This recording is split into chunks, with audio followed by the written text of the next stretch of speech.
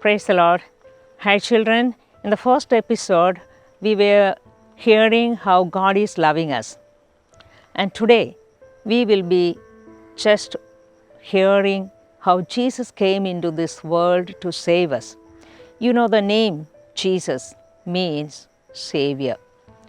When Jesus was born in the city of David in Bethlehem, the angels appeared in the sky and declared, "Here today in the city of David, a Savior is born, a Savior for all the world."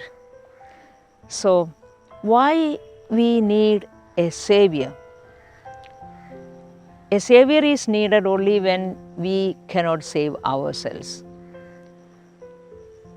With the first sin, the whole humanity became a slave of sin. And no slaves can save another slave. And that is why God's love is eternal, unconditional, unchanging. So God the Father, who loved us with the whole heart, decided to save His children. And to save them, He had to send His Son as a child like us. God has to be incarnated as a human so that without sin He could claim the victory of God by dying on the cross to give us life. In St. John's Gospel, chapter 10, verse 10 says, "I have come to give you life, life in its fullness." Yes, this is what happened. Jesus died so that we can have the fullness of life. And today, when we look into the life of the apostles, especially St. Paul, when he experienced the power of Jesus' saving power, he really became a wonderful missionary. In Romans chapter 10, verse 9 says, "For one believes with the heart and so is justified, and one confesses with the mouth and so is saved." So to experience the saving power of Jesus, we have to believe in our heart Jesus is the Son of God and He has come to this world. He lived among us just like one of us except sin, and He died. And Jesus' death on the cross has become a really holy sacrifice. Jesus shed His blood so that we will be purified from our sins. And Jesus has given us His body and blood through the holy sacrifices, holy Eucharist that is offered and every altar.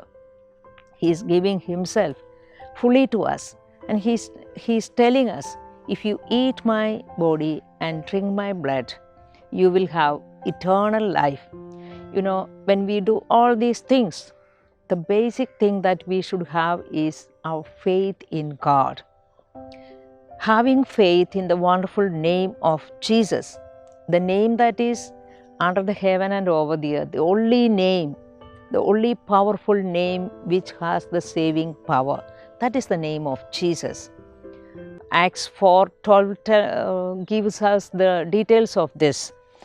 "There is salvation in no one else, for there is no other name under heaven given among mortals by which we must be saved."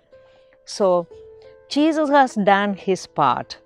He has come, He has lived here, He has died for us, He is still alive amidst us.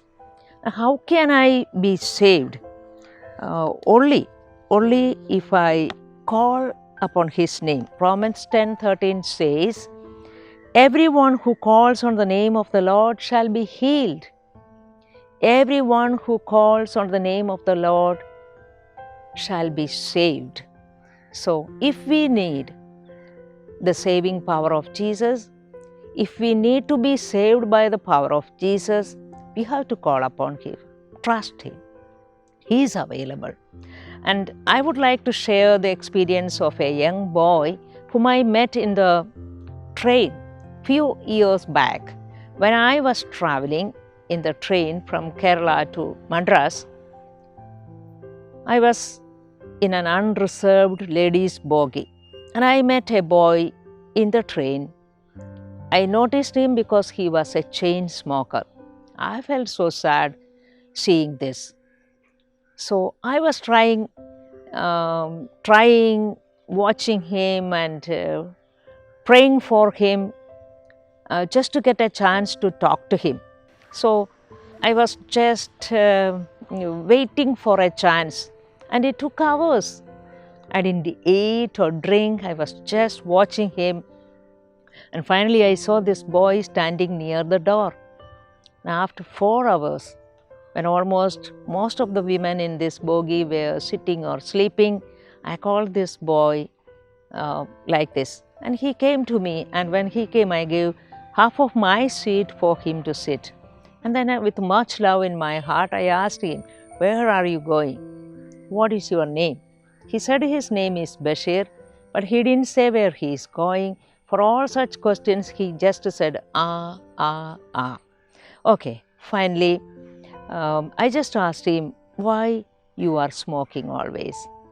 Can you tell me the story behind it?" And he just said, he had a father who has not gone to school, he has a deaf and dumb mother, he has an elder sister, and he wanted to go to school, study well, and make his parents happy.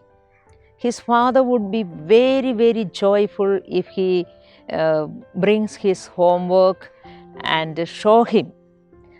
When the homework is correct, the teachers will give a tick mark, and he will keep it to show his father, and the father would rejoice. So he loved his father and he wanted to make him happy. And every day when he does his homework, he wanted to check it with his elder sister that all that he has written is correct. But this elder sister never loved him. She thought that her parents were favoring Bashir, and they don't like her as much as they liked Bashir. So she was little jealous and angry towards him. So she never helped him. And very often when the boy came to her, she always chased him, "Go, go, go," like that. And the boy felt so sad. And one day when he was sitting in front of his small hut, thinking of this lack of love and emptiness, he saw his father throwing the butt of a beedi to the road. That the road is just in front of their small hut. So the boy had a feeling to take that thrown butt of the beedi and smoke, and he did. And again he waited for the next butt of the beedi, and finally he became a chain smoker. So he wanted to enjoy the smoking. Maybe he was trying to fill his mind, the emptiness of his mind, with the smoke. So he became so helpless, he could not stop it. And one day his father got fever and he died. And no way to get the beedi butts. He straight moved to the bus stand and railway station. There he met new friends, new street boys. They welcomed him and they appointed him to do the cleaning in the train bogies and collect money. And the moment he come out with the money, these boys, these seniors will get it from him. Of course, they loved him and gave him food and beedis and cigarettes, even cigarettes with drugs. Thus, his whole life, he became really fully addicted. And hardly he went home. And that day, thanks be to God, when I met him, his mother and elder sister was in the same bogie. So, but he didn't tell me this in the beginning. Only very late he told me. And he shared with me his burden of that unforgiveness with his sister. He said, I'm helpless. I cannot forgive her. I feel like hitting her. And so I told Bashir, unless you forgive her, you cannot experience the love of God. And he said, he's a Muslim, and can Jesus forgive him? I said, to Jesus, all people, irrespective of caste and religion or color or age, he loves them. He looks at them as his own children, and so you can freely pray to Jesus. But I told him, you can also pray to your God. God is truth, God is love, and he decided to pray. And to my surprise, I saw Bashir getting ready to pray. He sat in such a way as the Muslim brothers are sitting and praying, and he just made a loud prayer, even though I was praying silently in my heart, asking Jesus to enter into his heart in the form of love. He prayed loudly like this: my Jesus, forgive me, for I have given trouble to my mother. Forgive me, Jesus. And soon after this, he just put his hands into his pocket and took all the bidis and cigarettes in his pocket and gave it to me and said, I don't need them anymore. I was wondering, my God, what a big decision.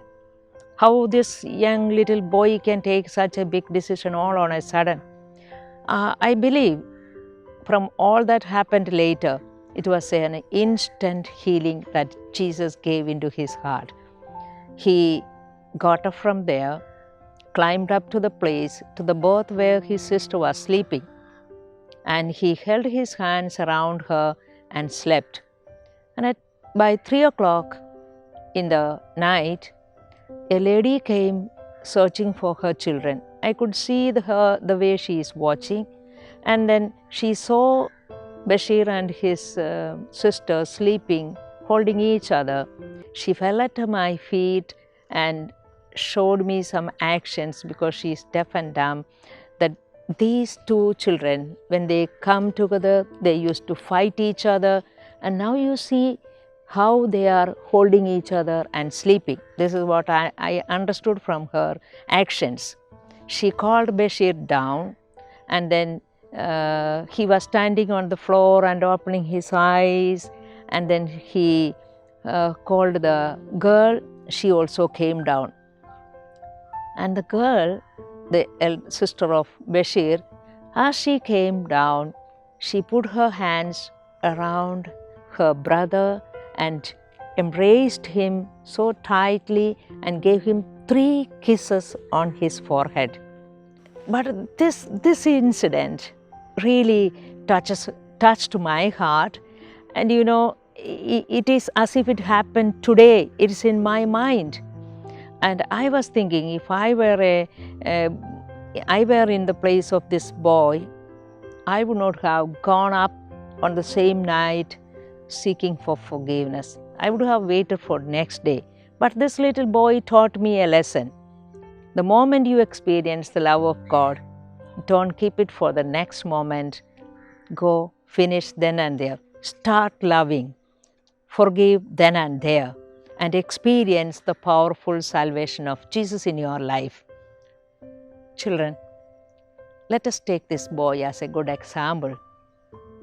We have learned catechism, we know about Jesus very much, but still very often we don't experience the powerful saving power of Jesus just because we don't pray for it.